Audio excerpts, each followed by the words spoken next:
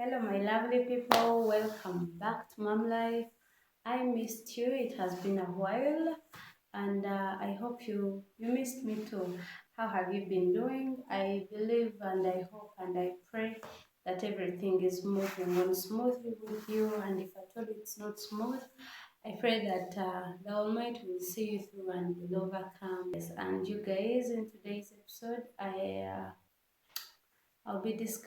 I'll be showing you a few tests that you should run before you get pregnant. If you are a lady out there, you plan on being pregnant, or if you are a man out there, you're planning on impregnating someone's daughter, may you please watch this video and give it a like and subscribe. And on our list today, number one is your partner's involvement. Yes. Why I considered that, why you should consider involving your partner. First, make sure your partner is willing or is in the mood or is happy or is excited about having a child. Because if you just get pregnant for someone because they are rich, because they are tall, they are beautiful, because they are promising, when actually they are not willing to be pregnant or they are not willing to give birth, they are not willing to have a child, you're going to go through a lot of stress because this partner you're stressing to be pregnant is not willing to be involved.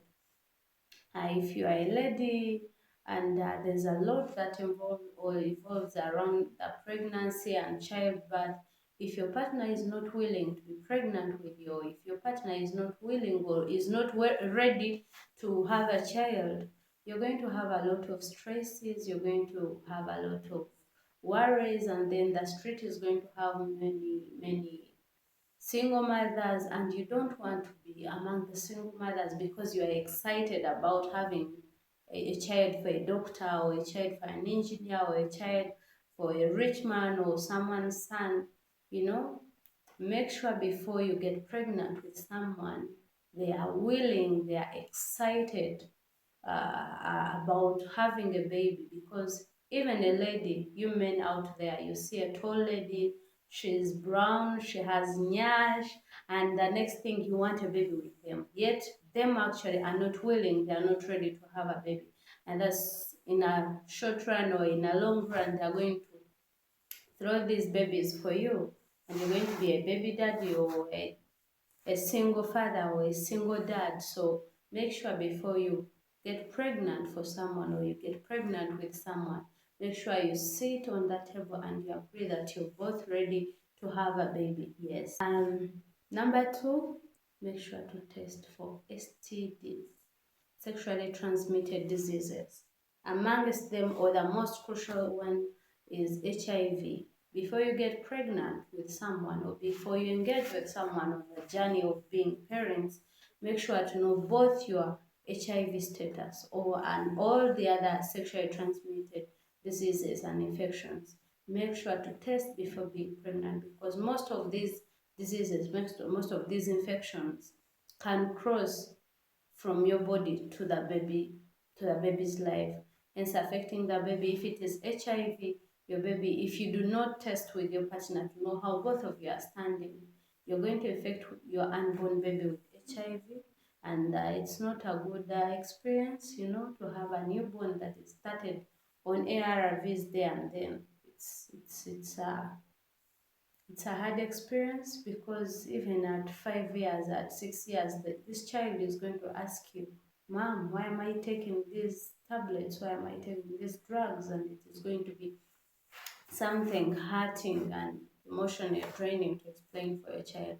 So make sure before you get pregnant, before you engage into the act of bringing a baby into this life, make sure that both of you know how you're standing, how your HIV standing, because if you test and both of you are found HIV positive, drugs are there, counseling is there, management is there. We will be educating you all the other time so that you can have a safe baby who is HIV free.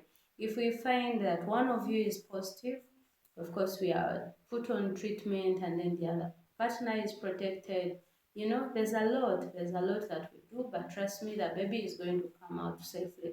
So Don't just, the love, the excitement, let it not drag you into something that you're going to regret in future. Yes, you love this person, you are excited about this person, you are excited about starting a life with them, but please make sure to know how they are standing. Number 3 test is the genotype test. Don't just go for the looks, the phenotype. Yes, this chick is beautiful, she's tall, this guy is handsome, he's Rwandese, he has money, Don't go for the outlook, which we call the phenotype. Please go for the genotype. The genotype is the type that is going to dig deep and show us and tell us that, oh, this person is a carrier of this disease, this person is a carrier of sickle cells.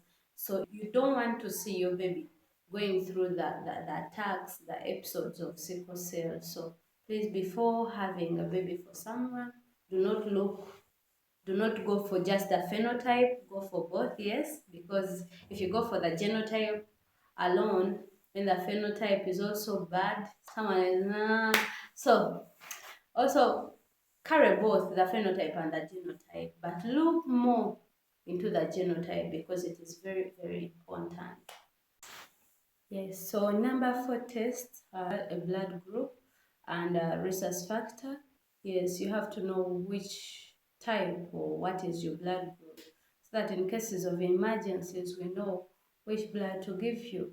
And the rhesus factor, for example, if you have blood group O, they say O negative or O positive or A negative or A positive. So then the other negative is the rhesus factor. So you need to know whether you are a negative person or you are a positive person, because in cases where you have rhesus incompatibility or your rhesus factor is not matching with the man's rhesus factor, there are cases that is where we find that you're having recurrent abortions, you're carrying miscarriages.